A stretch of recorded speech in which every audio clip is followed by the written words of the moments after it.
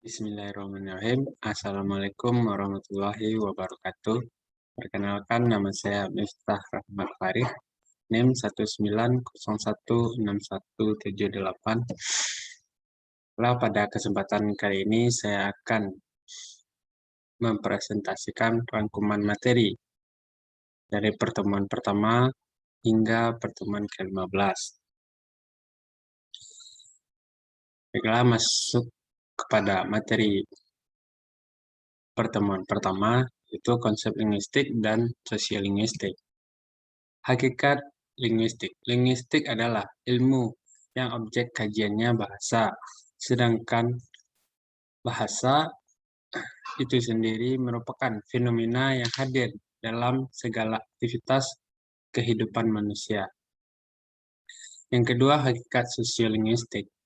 Sosiolinguistik adalah ilmu interdisipliner. Istilahnya sendiri menunjukkan bahwa ia terdiri atas bidang sosiologi dan linguistik. Selanjutnya, pengertian sosiolinguistik menurut para ahli. Menurut Bram dan Dickey dalam Rockman tahun 1986 halaman 145, sosiolinguistik mengkhususkan kajiannya pada bagaimana bahasa berfungsi di tengah masyarakat. Contohnya seperti bahasa itu sendiri berhubungan dan berfungsi sebagai komunikasi antar manusia.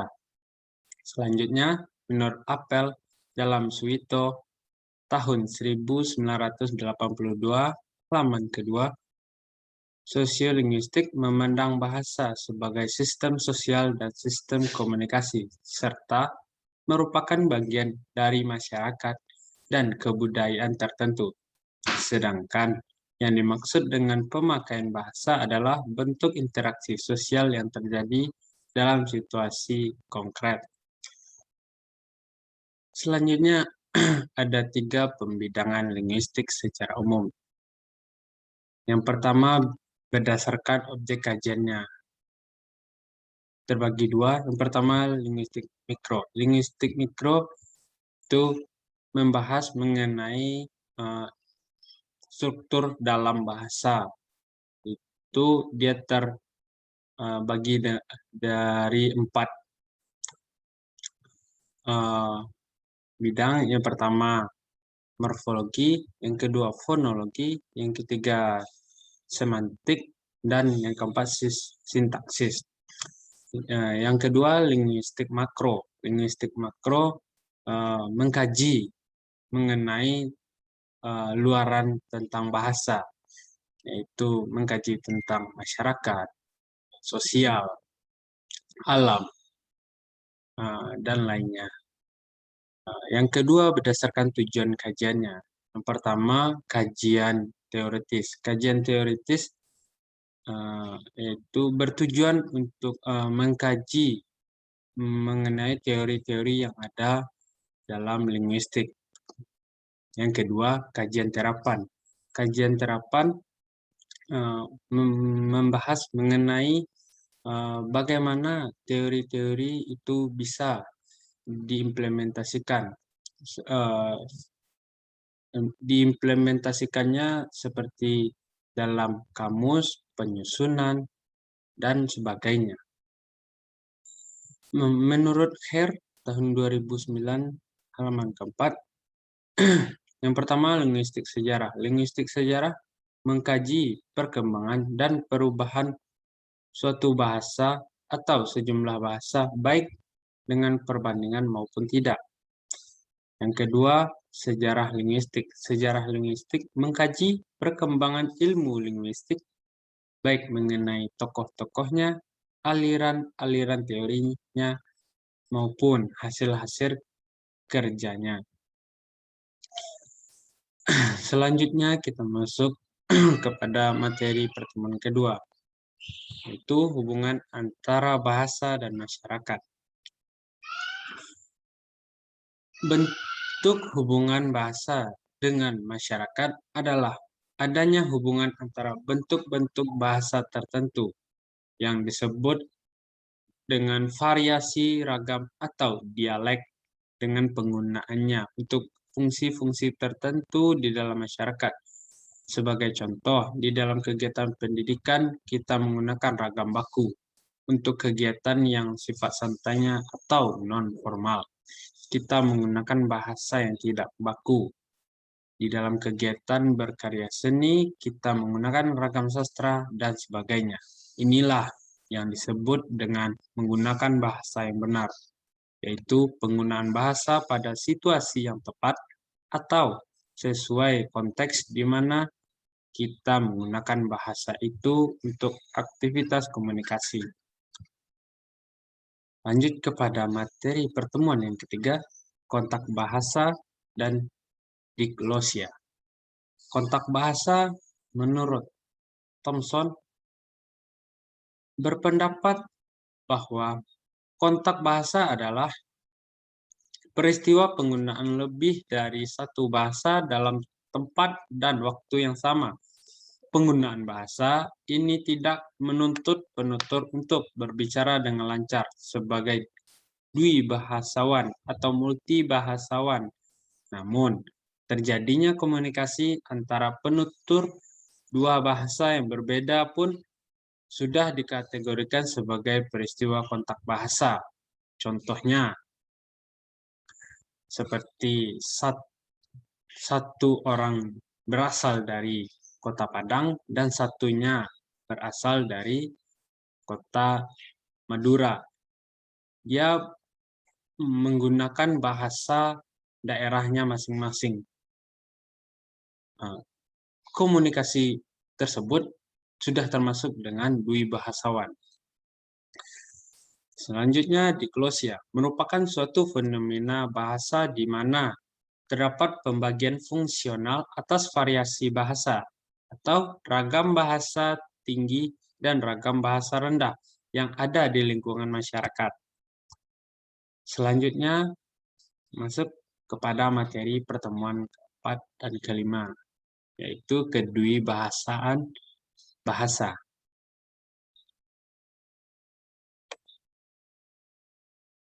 Pengertian kedwibahasaan. Kedwibahasaan adalah pemakaian dua bahasa secara bergantian, baik secara produktif maupun reseptif, oleh seorang individu atau oleh masyarakat. Pola-pola kedwibahasaan. Pola-pola kedwibahasaan dapat dijelaskan dengan memperhatikan luas kedwibahasaan di kalangan bangsa-bangsa dunia. Namun kenyataannya, tidak selalu terdapat hubungan antara bahasa dengan negara. Sebuah negara tidak selalu menggunakan satu bahasa.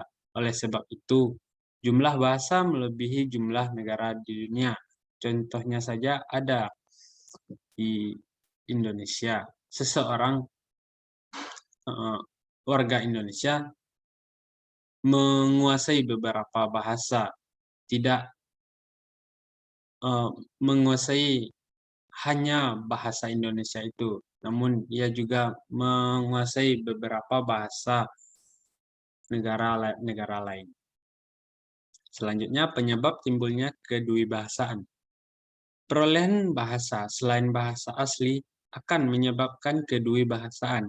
Hal ini terjadi karena dua bahasa yang berkontak sehingga penutur dapat mempelajari unsur-unsur dari bahasa atau yang bukan bahasa ibu. Selanjutnya kita masuk kepada materi pertemuan ke-7 dan ke-8, yaitu interferensi dan integrasi bahasa. Interferensi dan integrasi merupakan dua topik dalam sosiolinguistik yang terjadi sebagai akibat adanya penggunaan dua bahasa atau lebih dalam masyarakat tutur yang multilingual. Peristiwa interferensi juga menggunakan unsur-unsur bahasa lain dalam penggunaan suatu bahasa yang dianggap sebagai suatu kesalahan karena menyimpang dari kaidah atau aturan bahasa yang digunakan. Penyebab terjadinya interferensi ini adalah terpulang pada kemampuan si penutur dalam menggunakan bahasa tertentu, sehingga dipengaruhi oleh bahasa lain. Seperti yang kita lihat saat sekarang ini, penggunaan bahasa Indonesia telah bercampur dengan bahasa Inggris yang sama-sama telah kita alami, itu telah terjadi di kota Jakarta misalnya. Masyarakat bilingual lazim terjadi fenomena kebahasaan berupa interferensi dan integrasi. Interferensi merupakan fenomena masuknya unsur-unsur bahasa pertama ke dalam penggunaan bahasa kedua atau sebaliknya, dan menimbulkan kesalahan berbahasa. Hal ini terjadi karena perbedaan struktur antara bahasa pertama dan bahasa kedua, sehingga berakibat pada kesalahan bahasa. Integrasi merupakan fenomena kebahasaan dalam masyarakat bilingual karena dipinjamnya atau diserapnya unsur-unsur bahasa pertama oleh bahasa kedua atau sebaliknya, dan peristiwa integrasi berdampak positif karena memperkaya bahasa pertama atau kedua sesuai dengan status berbahasa tersebut, sehingga bahasa pendonor atau penerima. Selanjutnya masuk kepada pertemuan ke-10 dan 11 mengenai variasi bahasa. Variasi bahasa sebagai penutur terbagi menjadi 4 macam, yaitu idiolek, dialek, kronolog atau dialek, temporal, dan sosiolek. Variasi bahasa berkenaan dengan tingkat, golongan, status, dan kelas sosial. Sehubungan dengan variasi bahasa berkenaan dengan tingkat, golongan, status, dan kelas sosial para penuturnya. Biasanya dikemukakan oleh orang variasi bahasa yang disebut akrolek, basilek, vulgar, slang, kolokial, jargon, argot, dan ken. Ada juga yang menambahkan dengan disebut bahasa prokem. Variasi bahasa berkenaan dengan penggunaan, pemakainya, atau fungsinya disebut fungsiolet. Menurut Nababan tahun 1984. Ragam atau register. Variasi ini biasanya dibicarakan berdasarkan bidang penggunaannya, gaya, atau tingkat keformalan, dan sarana penggunaan. Variasi bahasa berdasarkan bidang pemakaian ini adalah menyangkut bahasa itu digunakan untuk keperluan atau bidang apa. Misalnya, bidang sastra jurnalistik, militer, pertanian, pelayaran, perekonomian, perdagangan, pendidikan, dan kegiatan keilmuan. Selanjutnya kita masuk kepada materi pertemuan ke-12 dan 13 mengenai sikap bahasa, pemilihan bahasa, dan pembakuan bahasa. Sikap bahasa adalah tata keyakinan yang relatif berjangka panjang mengenai bahasa dan objek bahasa tertentu yang memberikan kecenderungan kepada seseorang untuk bereaksi dengan cara tertentu yang disenanginya. Keadaan dan proses terbentuknya sikap bahasa tidak jauh dari keadaan dan proses terbentuknya sikap pada umumnya. Sebagaimana hal yang dengan sikap, maka sikap bahasa juga merupakan peristiwa kejiwaan sehingga tidak dapat diamati secara langsung. Sikap bahasa dapat diamati melalui perilaku berbahasa atau perilaku tutur. Namun, dalam hal ini juga berlaku ketentuan bahwa tidak setiap perilaku tutur mencerminkan sikap bahasa. Demikian pula sebaliknya, sikap bahasa tidak selamanya tercermin dalam perilaku tutur. Masyarakat multibahasa melakukan pemilihan bahasa dalam interaksi sosial sesuai dengan berbagai faktor seperti latar dan situasi interaksi, partisipan dalam interaksi, topik pembicaraan, dan fungsi interaksi. Dalam pemilihan bahasa, terdapat 3 kategori pilihan. Yang pertama, dalam memilih satu variasi dari bahasa yang sama, atau intralinguistik. language variation. Apabila seorang penutur bahasa Jawa berbicara kepada orang lain dengan menggunakan bahasa Jawa kromo, misalnya, maka ia telah melakukan pilihan bahasa kategori pertama ini. Kedua, dengan melakukan alih kode atau code switching. Artinya, menggunakan satu bahasa pada satu keperluan dan menggunakan bahasa yang Latin pada keperluan yang lain dalam satu peristiwa komunikasi. Ketiga, dengan melakukan campur kode atau kode mixing. Artinya, menggunakan satu bahasa tertentu dengan bercampur serpihan-serpihan dari bahasa lain. Selanjutnya, pengertian pembakuan bahasa. Pembakuan bahasa adalah pengambilan keputusan untuk menggunakan salah satu bahasa dijadikan sebagai bahasa nasional atau bahasa resmi atau bahasa baku. Pengertian dari bahasa baku itu sendiri adalah kata yang digunakan sesuai dengan kaidah bahasa Indonesia yang telah ditentukan. Biasanya digunakan dalam kalimat resmi baik lisan maupun tulisan. Fungsi pembakuan bahasa.